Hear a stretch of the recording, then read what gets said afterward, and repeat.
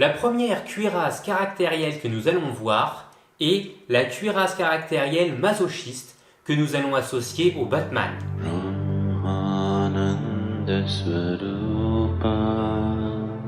Pour ce premier caractère, j'ai pris le Batman qui est à mon sens un héros, mais c'est pas anodin parce que, à mon sens, dans un monde torturé comme Gotham, la vie du Batman aussi est un amoncellement de torture qu'il essaye de réparer à travers ses agissements. Et ces tentatives de réparation montrent qu'il reste dans ce grand jeu justement de la souffrance, d'essayer de trouver une solution à cette souffrance, et ainsi il continue d'attiser les cendres, les braises de la souffrance. Ainsi, nous allons voir la souffrance, la peine, la difficulté du Batman, du rôle de héros, à travers le caractère masochiste décrit par William Reich. Pour comprendre le caractère masochiste, nous allons d'abord essayer de nous concentrer sur le personnage du Batman pour mieux le comprendre, et ainsi j'expliquerai après le caractère masochiste décrit par William Reich pour voir les similitudes. Le personnage de Batman, nommé sans son masque Bruce Wayne, est issu de la famille Wayne, qui est la famille la plus opulente de Gotham. Ses deux parents vont se faire assassiner par Joe Chill, qui est un meurtrier des bas-fonds de Gotham, et Bruce Wayne va alors s'entraîner pour incarner le Batman et ainsi essayer de prévenir tous les assassinats futurs en combattant le crime dans les rues de Gotham. Le personnage de Bruce Wayne est un personnage intéressant car il se cache complètement derrière ce masque. D'ailleurs, Bruce Wayne, quand il apparaît en société, est un masque social. On peut le voir le dire dans plusieurs bandes dessinées justement plutôt récentes de Scott Snyder, où justement il n'apprécie pas particulièrement justement jouer ce personnage mondain, riche, où tout le monde s'agglutine autour de lui pour toucher un peu à sa richesse. Ce qu'il aime particulièrement, c'est ce personnage du Batman, où il combat le crime, et enfin il essaye de réparer cette violence qui a été faite sur lui, sur ses parents, lorsqu'il était enfant. Maintenant, décrivons le caractère masochiste expliqué par William Reich. La première chose qu'il définit par le caractère masochiste, c'est un refus de toute jouissance et une gratification à travers la souffrance éprouvée et un inconscient sentiment de culpabilité. À travers ces deux phrases, on peut voir justement le caractère du Batman qui oublie complètement son propre plaisir pour complètement donner sa vie aux autres, pour comme réparer cette blessure intérieure pour qu'aucun autre enfant ait à vivre cette souffrance. Il va d'ailleurs prendre sous son aile des enfants qui vont avoir vécu des choses similaires que lui. Dick Grayson et Tim Drake, par exemple, les deux premiers Robins, sont des enfants abandonnés, orphelins, suite à des coups de la vie. Ceci montre justement la reviviscence de ce traumatisme que le Batman essaye de réparer sans arrêt, là par exemple en prenant ses Robins sous son aile afin de leur donner une deuxième famille. William Reich décrit à nouveau le caractère masochiste comme une tendance à trouver de la gratification en endurant de la souffrance et de la dégradation morale. La souffrance, c'est la vie du Batman. Il va sans arrêt être frappé, maltraité par les personnages des bas-fonds de Gotham, mais sans arrêt, il va essayer de se relever et de continuer de combattre le crime. Les dégradations successives de l'image du Batman et donc l'image intérieure que se fait Bruce Wayne de la justice de ce qui est bien, il va le vivre à travers de nombreux récits. Notamment lorsqu'il commence à combattre le crime, toute la police va être contre lui, qui va le juger comme un meurtrier lui aussi, comme un criminel masqué. La dégradation morale, il va aussi la vivre à travers tous ses adversaires qui n'auront de cesse d'essayer de le briser, de le tuer, dans son image propre et aussi dans sa personne. Ainsi, on reconnaît bien l'image du Batman à travers ces quelques définitions du caractère masochiste, avec justement cette absence du plaisir et un sacrifice de soi décuplé pour un idéal de bien-être lointain, comme d'une vie meilleure, comme d'une utopie qu'il pourrait créer. William Reich décrit que le masochisme peut passer au sadisme.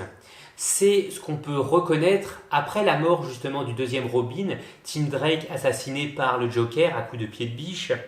Le Batman va rentrer dans un excès de violence qu'on va reconnaître à travers un caractère phallique narcissique que nous verrons dans 2 émissions. À travers cette phrase de William Reich, ce masochisme qui peut passer au sadisme, on peut reconnaître aussi là, dans les nouvelles classifications du DSM-5, donc les nouvelles classifications mondiales en vigueur dans le monde, le caractère bipolaire ou maniaco-dépressif, comme on l'appelait avant. C'est-à-dire que cette dépression, c'est le caractère masochiste. C'est la personne qui se flagelle sans arrêt, je suis nul, je vaux rien, la vie est inutile. Toute cette lente dépression qui peut amener après un regain de up qui va être plus des accès maniaques où là la personne se juge toute puissance, va dépenser énormément d'argent dans les casinos parce qu'elle sait qu'elle va gagner et même quand elle n'a plus d'argent, elle va emprunter à la banque pour encore dépenser parce qu'elle sait qu'à terme elle va gagner parce qu'elle est toute puissante. Cet accès maniaque justement se décrit par plus un côté sadique, c'est-à-dire qu'au lieu de se flageller soi-même, on vient flageller les autres. Cette caractéristique n'est pas à proprement parler vraiment la caractéristique du Batman, ce sera plus un autre personnage que nous allons voir avec le caractère phallique narcissique, mais c'est intéressant de voir le côté dépressif aussi du Batman, qui est le caractère masochiste décrit par William Reich. Ce caractère dépressif, on peut le reconnaître sur plusieurs facettes. Le fait qu'il vive caché dans sa Batcave, dans les profondeurs de la terre, que son image qu'il prend c'est la chauve-souris, qui vit la nuit et dort le jour, qui est l'image comme il le représente de la peur, de la profondeur, de la noirceur de l'être humain. Et l'autre chose qu'on peut aussi reconnaître, c'est le manque d'amis proches que le Batman peut avoir. À part Alfred, il est comme seul au monde. Les personnes avec lesquelles il va se rapprocher affectivement vont toujours être des échecs qui vont à la suite le ramener à sa solitude et à sa dépression. Ainsi, le Batman est l'image de ce caractère masochiste décrit par William Reich. On peut reconnaître ce Batman justement par le fait qu'il trouve de la gratification à maintenir le système, à essayer de le combattre et que sa souffrance est comme une récompense finalement à cette lutte pour rendre ce monde meilleur. C'est un personnage qui vit à travers le regard de ses parents et essaye de sauver les autres pour que d'autres enfants ne vivent pas la même chose que lui.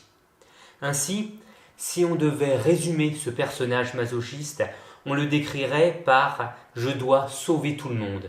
Cette personnalité, ce sacrifice de soi, à mon sens, peut se révéler à travers un stade oral défectueux. Au cours de ces 4 personnages que nous allons voir, nous allons explorer les différents stades du développement sexuel expliqués par Freud. Et le premier stade de développement est le stade oral.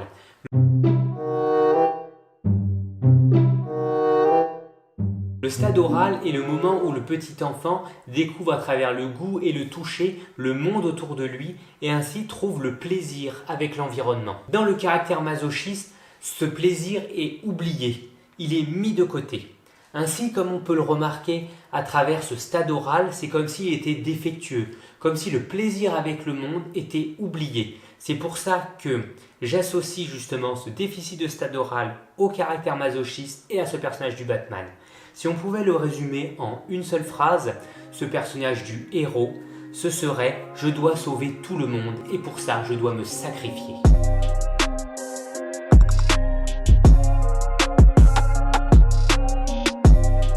Ami thérapeute, bonjour. Ainsi, avec ce personnage du Batman, on peut reconnaître le personnage aussi du thérapeute, des fois qui se cache à travers ce masque et qui s'oublie complètement d'exister, de vivre. Il oublie son propre plaisir et il essaye sans arrêt de se sacrifier.